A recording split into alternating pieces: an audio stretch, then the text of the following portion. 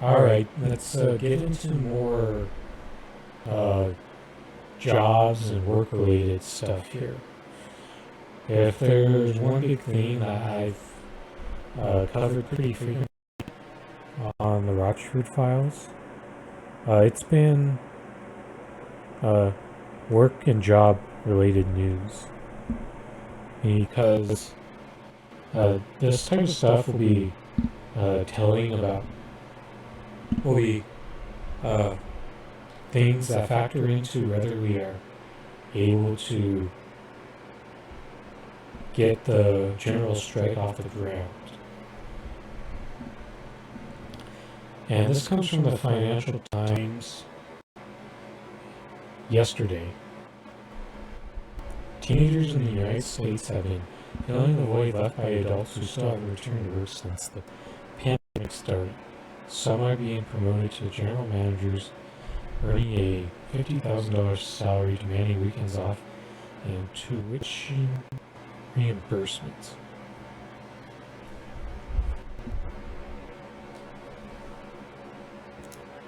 I first off wanted to make the point that part of the comeback of the job market, in my opinion, is mythical. Certainly, there are possible fields where the jobs are really coming back, but there's also other fields where if you look at your channels of job search, I think there's certain instances where you can see that that's not exactly true. But it is not surprising in the least bit that there are places who are willing to pay teenagers or just younger people in general to refill a lot of those same positions that some of us have left behind here. And you know what that usually means? It likely is a way that those companies have saved some money. And instead of bringing back the adult who had a $80,000 salary, I'm going to bring in a younger person to do that same position, $50K. Maybe, and I'll concede to their benefit demands because I may be able to skimp you somewhere else with the whole tuition reimbursement gig. This economist at payroll provider Gustle, who produced a teens are the name of the game in hire. They've been able to dictate the terms of their employment. I would not completely agree here. I think that it's more like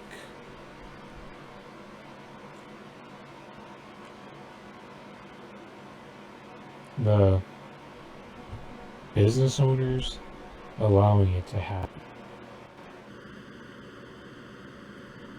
Teens accounted for 36% of new hires in June, compared to an average of 10% during the same period from 2017 to 2018. And it's reported a 13% increase of teen wages in the past 2 months. My question would be, how much have certain adult age groups seen their wages decrease? Because if there's anything we know about this capitalist society, for every group that tends to gain something, it gets taken away from another group. And you know that the 1% class is not the one losing shit around here.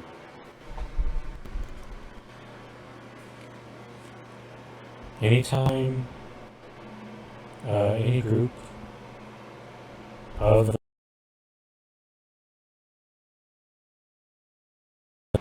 any type of change, you know it's going to come at the suffering of another group here. And it's probably the middle-aged adults who suffer most from this. And we have to call it out, just like the way that Democrats increased the means testing from the America Rescue Act back in March from the Biden administration, where they cut down the eligibility of the stimulus checks from $85,000 to $75,000. And there's a misnomer there that makes you think that group from over 75,000, 85,000 is somehow very equipped to get by without that $1,400 paycheck. And that just isn't true. And that's why we need a socialist society where the workers own the means of production. Because if that happens, we can do things to make sure that when we have increases like these, that other groups don't see themselves decrease in the process. Not all teenagers have equally benefited from the trend. Young people of color still have a relatively high unemployment rate compared with white teens. Let's not discount the fact that it's likely white people who are benefiting from those working class salaried positions in that $40,000 to $50,000 range. While if there's teenagers who are finding jobs, it's more people of color are stuck in the fast food positions with the stagnant pay or inadequate pay as well, because there have been small responses by certain fast food places to try to entice more people to get jobs there. It was a theme a couple months ago with a lot of the signs that you saw at these places saying short staff. Some of these owners said it was because people are lazy and wouldn't work, which is flat out wrong. But the fact is, this is just another example of changes here which are designed to pit groups against one another. An example of some adults not returning to the workforce, ongoing fears of the COVID-19, lack of child care, temporary expansion of unemployment insurance. On that first point, I think the people are not having a respectful acknowledgement to the COVID not being behind us just yet, especially since we're still trying to find out the impact of the Delta variant. So I really do understand people who are being more selective in their job search process, and that means you're not going to a grocery store or other retail places where you just see hundreds of people on a daily basis, and you're selecting a job where you're pretty much just around the same 20 to 30 people all the time. And that next challenge was the child care part. Virtual schooling was a big theme throughout the past year. Depending on where you were in the country.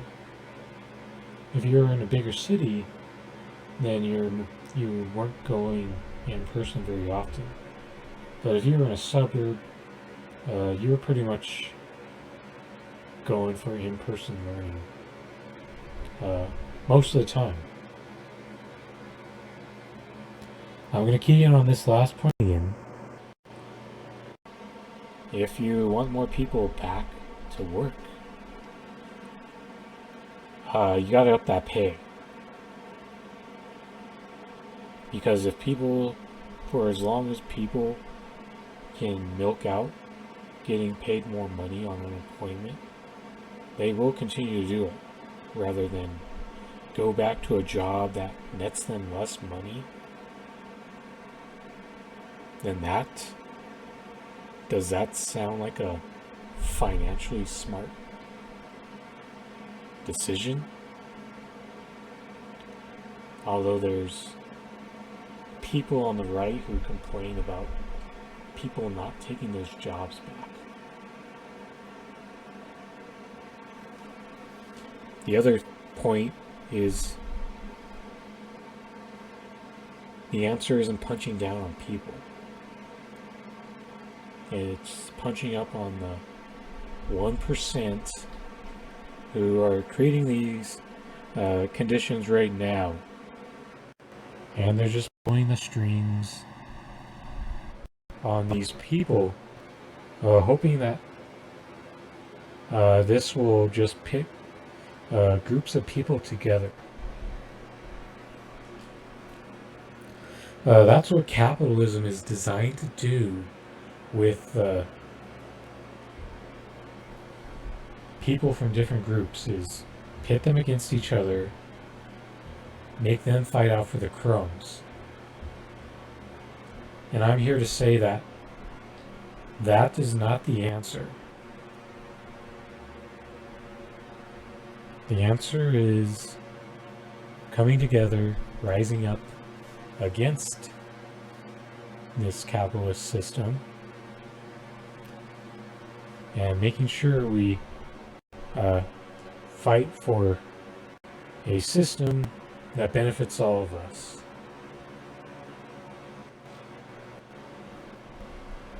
For those who have cashed in, their windfall may be limited.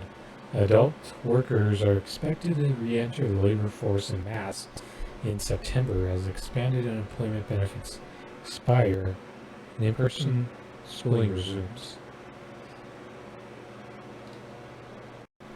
Here's the major tipping point, is the job market is going to become far tougher once your expanded employment benefits expire. Once you're barely getting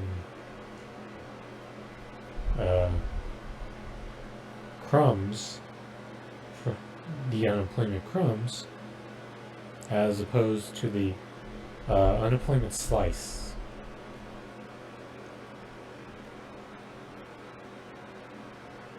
But people don't understand how fucking hard the job market is. And it's not been something that just suddenly became hard last year when jobs really got dried up due to all the places shutting down outside of mainly essential workers. No, this is the realities of the struggle of the job market have been in place since the recession back in 2007. The struggles and hardship of finding jobs became the new normal from that moment on. And there's a lot of people in the United States who still haven't experienced that hardship. So many people got laid off due to that recession back in 2007. Had to wait months, over a year, possibly multiple years, just to find work because of how capitalism has put them in a position where either you're overqualified for the low-end work, then you're underqualified for the higher-end work that is well within your capability, or they're deciding that they're going to cheap out and save money on a different person. And that's the reality of this job market. The pain, the hardship.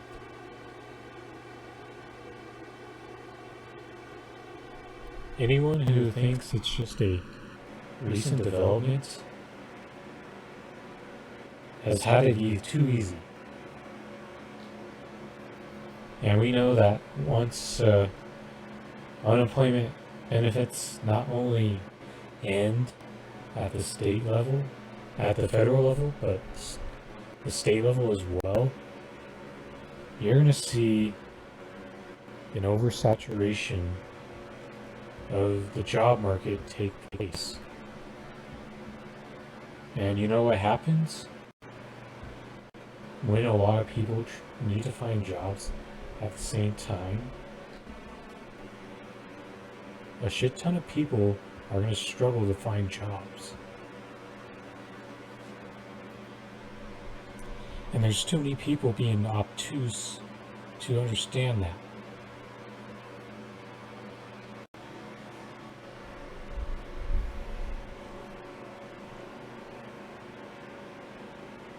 And that's why this status quo job market is so dangerous. It's a challenge. It's already tough, regardless. And this is by design. Not only this is going to be a problem, but think about all the evictions that are going to happen in addition to that. For some people, shit hasn't gotten real yet. And come September, if action isn't taken, shit's going to get really, really real.